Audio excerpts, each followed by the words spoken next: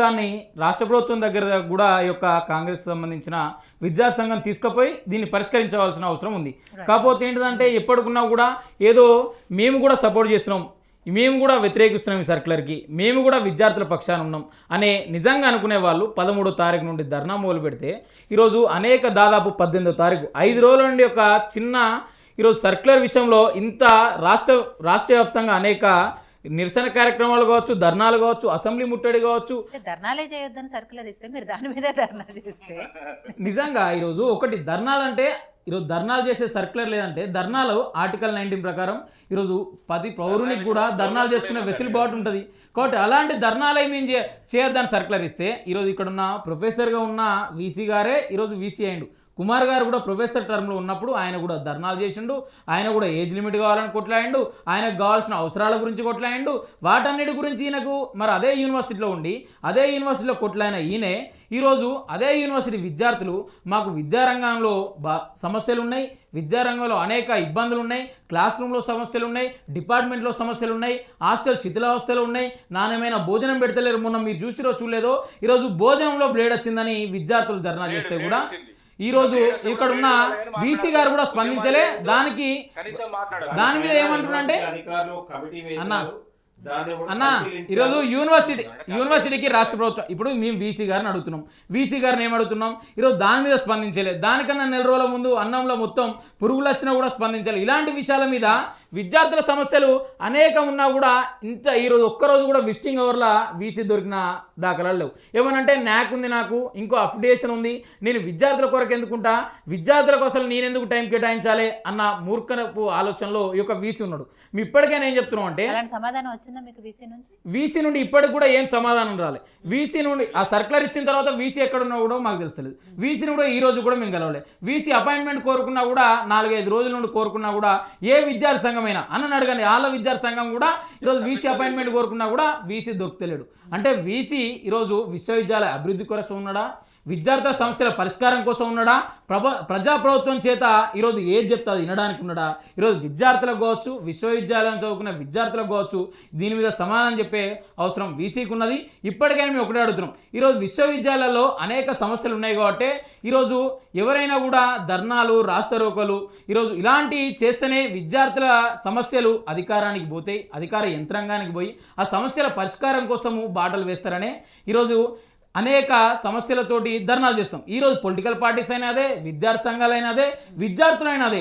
ఏంటంటే ఈరోజు నాకు సమస్య ఉంది, ఈ సమస్య ప్రకారం నేను ఈ సమస్య మీద నేను ధర్నా చేసినా, లేకపోతే ఒక రిప్రజెంటేషన్ ఇచ్చినా, లేకపోతే నా వాయిస్ ఎత్తినా కూడా ఇది ఒక అధికార యంత్రాంగానికి తెలిసి ఈ సమస్య పరిష్కారం దిశగా అడుగులేస్తుందనే ఇదంతా చేస్తాం. ఈరోజు యొక్క పరిష్కారం దిశగా అడుగులేయడానికే ఈరోజు అడుగులకు మడుగులు దొక్కినట్టు ఈరోజు ఒక అప్రజాస్వామికంగా, రాజ్యాంగ విరుద్ధంగా ఈరోజు ఆర్టికల్ 19 కూడా ప్రజాస్వామ్యం లేదు. ఈరోజు విశ్వవిద్యాలయంలో నయా నిజాం కుమారు ఈరోజు పరిపాలిస్తుండు. మీరు అంబేద్కర్ రచించిన రాజ్యాంగం లేదు, ప్రజాపాలన చేత ఎన్నుకోబడ్డ వీసీ కుమార్ పరిపాలిస్తుండు. ఈరోజు రేవంత్ రెడ్డి ఏది చెప్తా చేస్తా, ఇక్కడ ప్రజాప్రతినిధులు, అధికార పార్టీ ప్రజాప్రతినిధులు ఏది చెప్తా చేస్తా, కానీ ఈరోజు విద్యార్థుల సమస్యలు నేను పట్టించుకోను.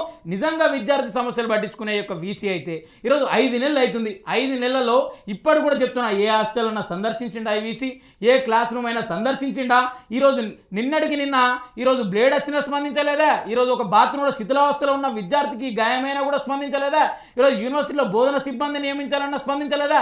ఈరోజు గవర్నమెంట్ యూనివర్సిటీలో ఈరోజు సర్టిఫికేట్ లాగిపోతే లక్షల రూపాయలు ఖర్చు పెట్టి ₹1,00,000 కట్టి ఈరోజు సర్టిఫికేట్ తీసుకుపోయిన దీనమైన స్థితికి యూనివర్సిటీలు చేరినాయి. అందులో అతిపెద్ద యూనివర్సిటీ అయిన ఉస్మానియాలో కూడా ఇదే బాధ కొనసాగుతుంది. మరి దీని మీద ఏ రోజైనా ఈ యొక్క వీసీ స్పందించిండా? మేము ఒకటే అడుగుతున్నాం, విద్యార్థుల పక్షాన ఉన్నాడా వీసీ, ప్రభుత్వం పక్షాన ఉన్నాడా?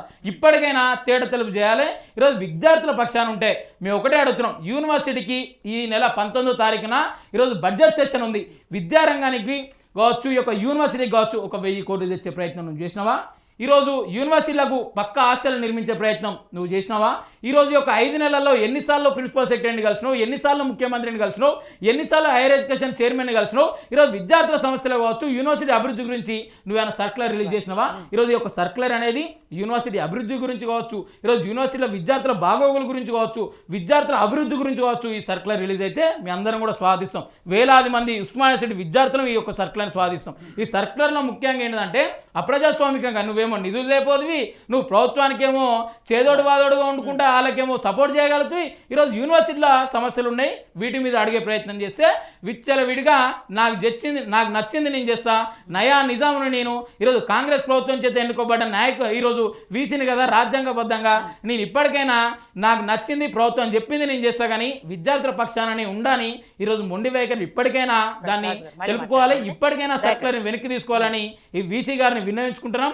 వీసీ గారు మీకు చిత్తశుద్ధి ఉంటే, నిజంగా విద్యార్థుల పక్షాన ఉంటే, ఈరోజు ఉస్మానియా యూనివర్సిటీ అభివృద్ధికే కృషి చేయాలనుకుంటే ఈరోజు విశ్వవిద్యాలయ అభివృద్ధి గురించి ఒక సర్కులర్ రిలీజ్ చేయండి. ఈరోజు దివ్యాంగుల అభివృద్ధి గురించి, దివ్యాంగులకు ఫీజులు లేకుండా ఫ్రీ ఫీజులతో ఒక సర్కులర్ రిలీజ్ చేయండి. ఈరోజు బోధన సిబ్బంది నియమిస్తా అని ఒక సర్కులర్ రిలీజ్ చేయండి. ఈరోజు విద్యార్థులకు పెండింగ్లో ఉన్న స్కాలర్షిప్, యూనివర్సిటీలో 500 కోట్ల పెండింగ్లో ఉన్న స్కాలర్షిప్ ఉంది, దాని గురించి నేను ఇలాంటి రిలీజ్ చేపిస్తా అని ఒక సర్కులర్ రిలీజ్ చేయండి. ఇలాంటి పక్క భవనాలు కట్టిస్తాను ఒక సర్కులర్ రిలీజ్ చేయండి. ఈరోజు హాస్టల్ వసతి కల్పిస్తాను సర్కులర్ రిలీజ్ చేయండి తప్ప ఇలాంటి అప్రజాస్వామిక సర్కులరు, ఈరోజు రాజ్యాంగ విరుద్ధ సర్కులరు, ఈరోజు ఫండమెంటల్ రైట్స్కి విరుద్ధ సర్కులరు ఈ యొక్క యూనివర్సిటీలో రిలీజ్ చేయడాన్ని మేము ఏబీ పరంగా తీవ్రంగా ఖండిస్తున్నాం. సుధాకర్ గారు, ఫైనల్ గా ఈ విషయంలో ఏం చెప్పదలుచుకున్నారు? వాళ్ళు అడుగుతున్నట్టు వాళ్ళు విజ్ఞప్తి చేస్తున్నారు, సర్కులర్ వెనక్కి తీసుకోవాలి అని. ఆలోచన ఏమైనా ఉంది? యూనివర్సిటీ అధికారులు వాళ్ళు భద్రత దృష్ట్యా కావచ్చు, విద్యార్థుల భవిష్యత్తు కోసమా, ఇంకా వేరే యూనివర్సిటీకి ఒక ఆటోనమస్ బాడీ ఉంటుంది, వాళ్ళకు ఒక స్వయం ప్రతిపత్తి ఉంది యూనివర్సిటీకి. గతంలో మీ అందరికీ తెలుసు, ఎన్టీ రామారావు గారు వచ్చినప్పుడే కూడా వీసీ గారు పర్మిషన్ తీసుకొని రావాలన్నప్పుడు కూడా అలౌ చేయని పరిస్థితి, గతంలో ముఖ్యమంత్రులను కూడా అలౌ చేయలేని పరిస్థితి. ఎందుకంటే వీసీలకు అంత పవర్ ఉంటుంది, ఎందుకంటే ఆటోనమస్ బాడీ కాబట్టి, ఇది ఒక స్వయం ప్రతిపత్తి బాడీ కాబట్టి అక్కడ ఒక డీన్ ఉంటుంది, కమిటీ ఉంటుంది, అన్ని వాళ్ళు ఇది చేసుకొని ఉంటుంది. కానీ వీళ్ళు పదే పదే ఒక నిమిషం మాట్లాడాలి, ఒక నిమిషం ఆగు బ్రదర్, ఒక నిమిషం ఆగు బ్రదర్, ఒక నిమిషం ఆగు.